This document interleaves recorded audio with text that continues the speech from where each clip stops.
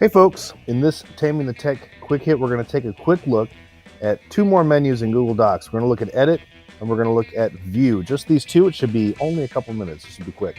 The Edit menu has only a few things in it. A couple of them are pretty important. It's got the undo and the redo. Those are my couple favorite buttons.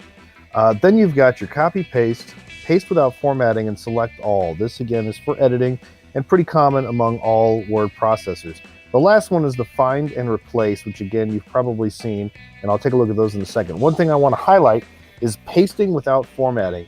Really handy in Google Documents. For example, if I'm taking a piece of text here, I want to copy this, and I'm going to right click and copy, and I'll paste that into my document.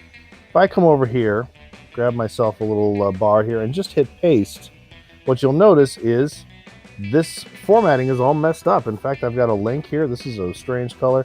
If I want to paste something in the same formatting, I'll just get rid of that. And this time I'm going to paste without formatting.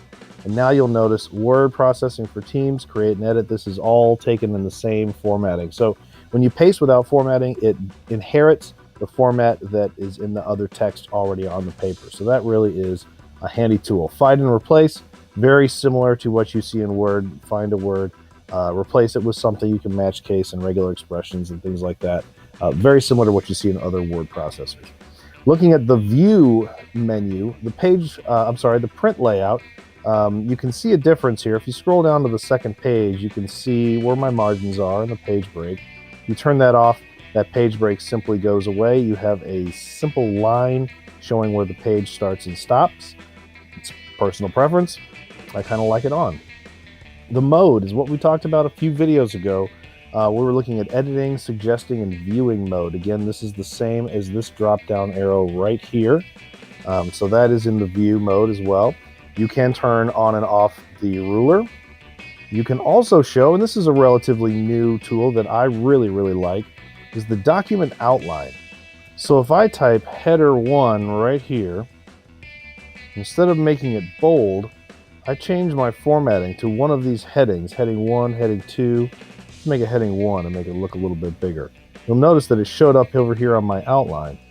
If I do the same thing, let's say I want to take header 2, I'm going to highlight that, make that also a heading, and it shows up here on my outline. This also becomes a table of contents where you can click back and forth. This is a great tool for really long documents that are sometimes hard to organize. So again, that's a great one. Showing the equation toolbar is another one for you math teachers.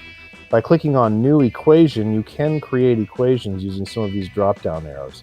So if I want to do 3, let's go back this, 3, and I want to say times 5, and then do a square root, which is over here, and square root of 3.